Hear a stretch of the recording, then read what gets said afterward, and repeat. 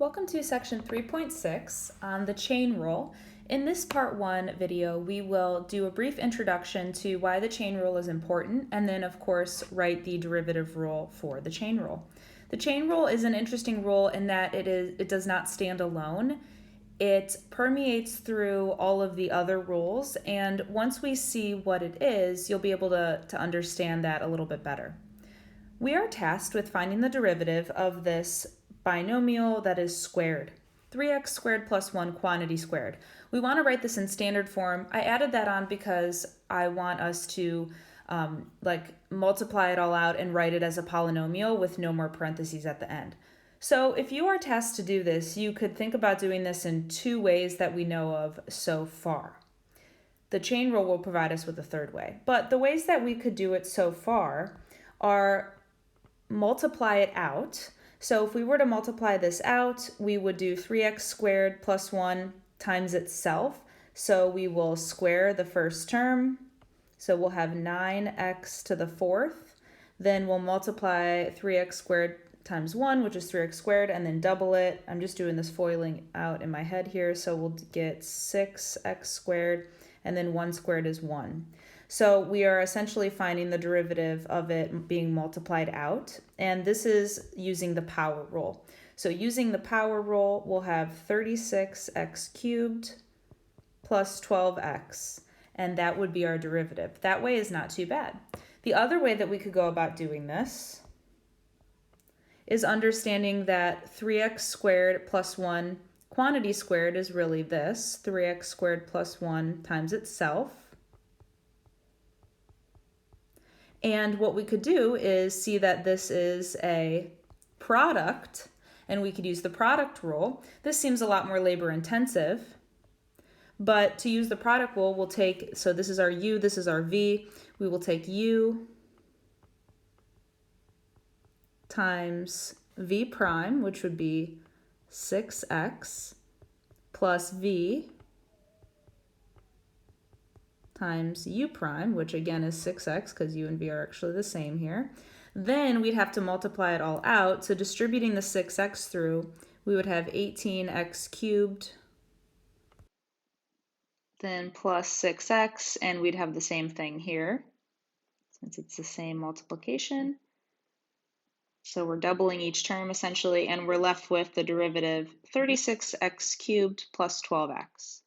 So those are both ways that we could finish this task of finding the derivative of this product, something squared. Now, the chain rule is going to be a third way, and personally, probably a simpler way, or it might be falling in the middle of level of simplicity. So let's take a look at how we can use the chain rule to find the derivative of this binomial squared. The chain rule is kind of a bright new way to be able to do this without any prerequisite algebraic work beforehand. In order to use the power rule over here, we had to first square this binomial out and then use the power rule. In order to use the product rule, we didn't have to do too much prerequisite stuff, but we did have to write it being multiplied by itself to make it look like a product. Here, using the chain rule, what we're going to do is essentially think that this is just something squared. And so in order to take the derivative of something squared, we bring the 2 out front, and then we raise that something to the first power. That's just using the power rule. So I'm going to raise that to the first power, which I don't need to write there. But since that something is more complicated than, let's say, just, x squared, which the derivative would be 2x, done, that something is more complicated than just an x. That something on the inside has a derivative other than 1. If we look at what's on the inside here, this 3x squared plus 1, its derivative is 6x, using, again, the power rule. So the chain rule just says, hey, the way to get around this is use the power rule, but then also realize that what's on the inside there is more complex than just a single variable, so just multiply by the derivative of what's on the inside, 6x. And then we can simplify. So this is really a 12x out front with the 2 and the 6x. And then we can distribute that 12x through, and we'll get our 36x cubed plus 12x, which is our derivative, which we've gotten every single time. That's the derivative. So once again, the idea behind the chain rule is that we're just finding the derivative as is. So it's something squared, which means bring that 2 out front, take the derivative as normal, let the inside be. Then, since the inside is pretty complex, we multiply by the derivative of what was on the inside here, which was 6x. Then we clean it up algebraically. Let's take a look at defining this chain rule of kind of like an outside-inside thing. Let's take a look at what defining it looks like mathematically. The chain rule is not a standalone rule. Like I said before, it's used all the time and it's pretty pervasive within the power, product, quotient, trig rules. Here is the definition of chain rule. When we are taking the derivative of a composite function, a function within a function, f of g of x, for example, what we have to do is first take the derivative of the outside function and leave the inside function be. So we're going to take f prime of g of x. So note we've only taken the derivative of the outside function and we've left g of x, the inside function, just as is.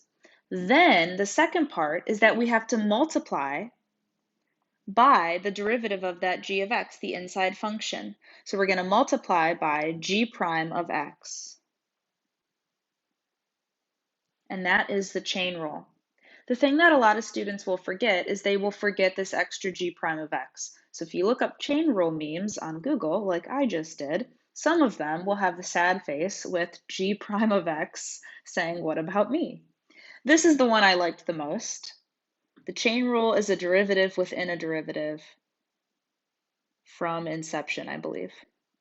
All right, let's take a look at this example up here. We want to find the derivative of the sine of 2x. So this is a composite function. The outside function is sine of something, and the inside function, g of x, is 2x. So we're finding the derivative not just of sine of x, but the sine of 2x. So what we're going to do is take the derivative first of the outside function, which is sine. By definition, or the trig derivative, of sine is cosine. So we're going to take the cosine of 2x, and I'm putting this in parentheses here. We leave that inside function 2x be. So we've done this part so far. We've taken the derivative of the outside function sine, and we've left the inside function 2x, we've left it be. Then we have to multiply by the derivative of the inside piece, 2x. The derivative of 2x is 2, so I'm going to multiply by 2. That 2 is not on the inside of the cosine, like we're not taking the cosine of that extra 2.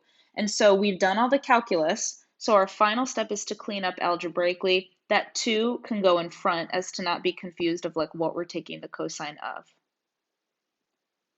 So the chain rule is a way to basically take the derivative of any more complicated function. So again, the derivative is not some standalone rule. It's used all the time in conjunction with all of the other derivative rules that we know.